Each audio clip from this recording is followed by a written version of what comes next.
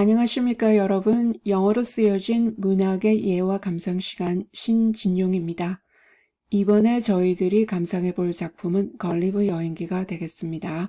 이 비디오는 1편으로 작가와 소설의 배경에 대해서 알아보겠습니다.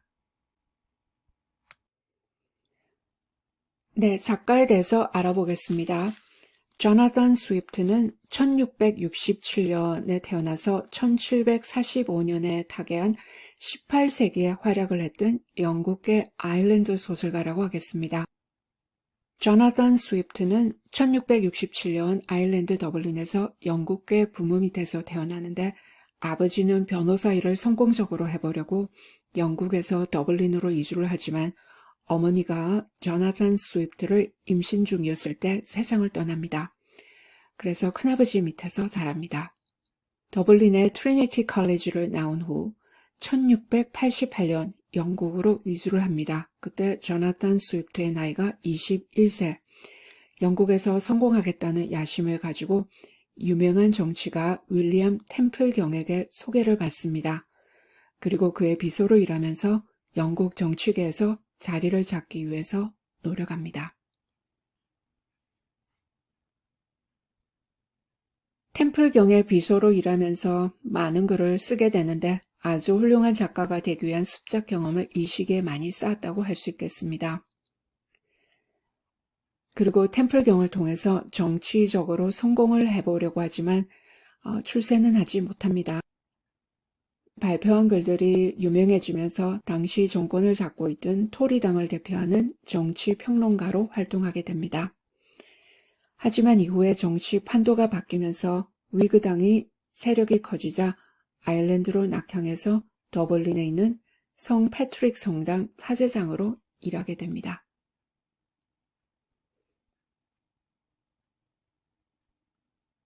당시 아일랜드는 캐톨릭 나라로서 영국의 식민지로서 탄압을 받고 있었는데 이때 조나단 스위프트는 성공회의 성직자로서 행정직도 겸하면서 아일랜드에서 일하게 됩니다. 영국의 국교가 성공회의죠.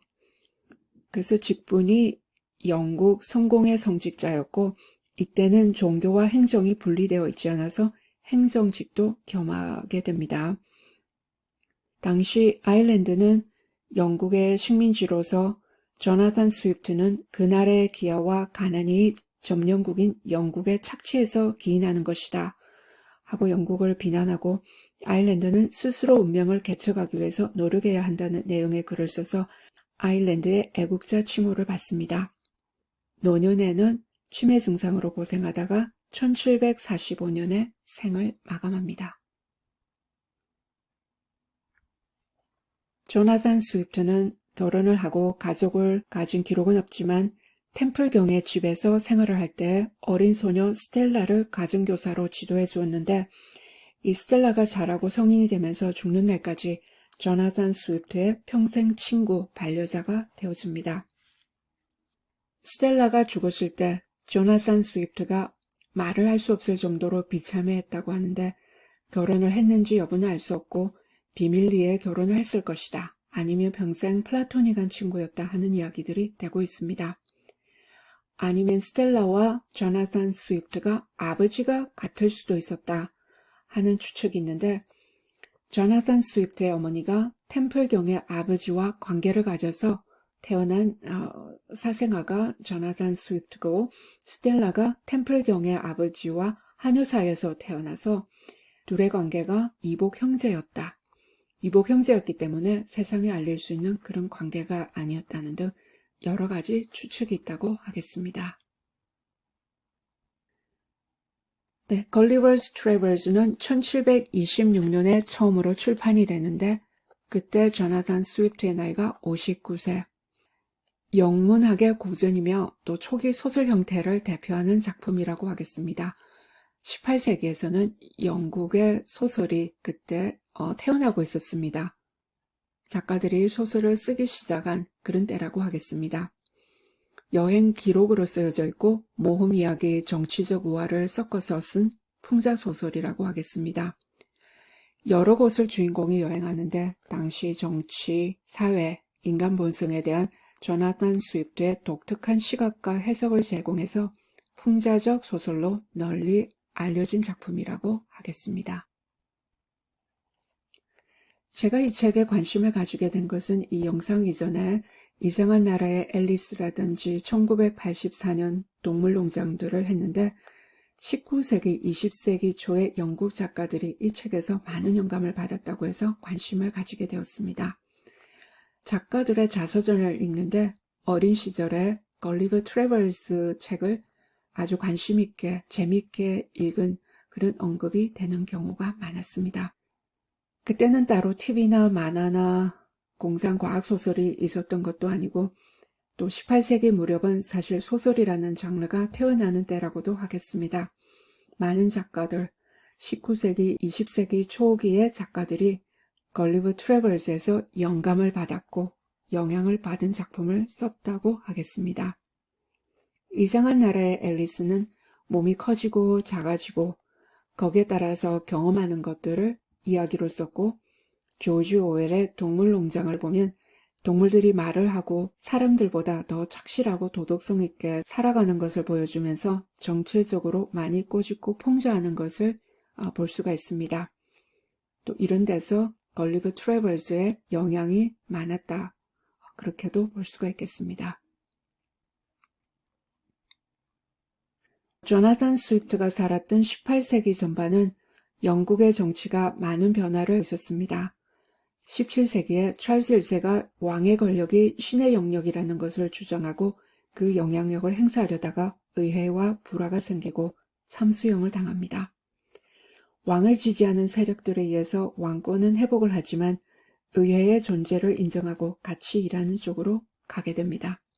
이런 와중에서 토리와 위그당이라는 정당이 생기는데 토리당은 군주제를 지지하고 귀족계급이나 영국 국교인 성공회의 이익을 대표하고 보수적인 성향이 있는 반면에 위그당은 헌법과 의회 문제에 더 진보적이고 왕권을 제한하고 시민의 자유를 확대하려고 하는 쪽으로 갑니다.